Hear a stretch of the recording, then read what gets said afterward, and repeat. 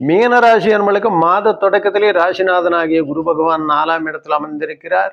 4ஆம் இடம் குரு பகவானுக்கு உகந்த இடமில்லை. குரு இருக்கின்ற இடம் பாழன்னு சொல்லுவார்கள். அவருடைய பார்வைக்கு தான் கோடி நன்மை உண்டு. ஆக 4ஆம் இடத்தில் இருக்கும்போது சுகக்கேடு, சுகக்காரகனாகிய சுக்கிரனோடு இணைந்திருக்கிறது என்பது, எடுக்கும் காரியங்களில் தடைகள் ஏற்படுவது என்பது, வண்டி வாகனங்களில் தாமதம் என்பது, படிப்புகள் விஷயத்தில் நாம் இருக்கக்கூடிய முயற்சிகளில் தோல்வி என்பது, தொட்டது பூரா தாமதமாக நடந்து கொண்டிருக்கும் தருணம் என்பதை அறப்பட்டுவிடும். அது மட்டும் இல்லாமல் அங்கே இருந்தபடியே குரு பகவான் அஷ்டமத்தை பார்க்கிறார்.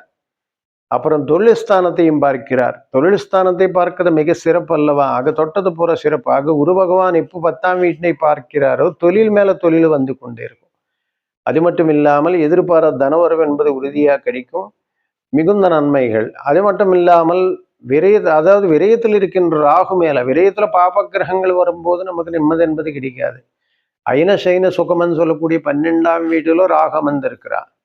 காலுக்கு சுத்தன பாம்பு மாதிரி நமக்கு தூக்கம் வர விட மாட்டார். ஏதோ ஒரு சம்பந்தம் இல்லாத பிரச்சனைகள் வந்து கொண்டே இருக்கும். ஆக குரு பார்வையில் இருக்கிறதுனால ஐன சைன போகம் வலுவடைகிறது.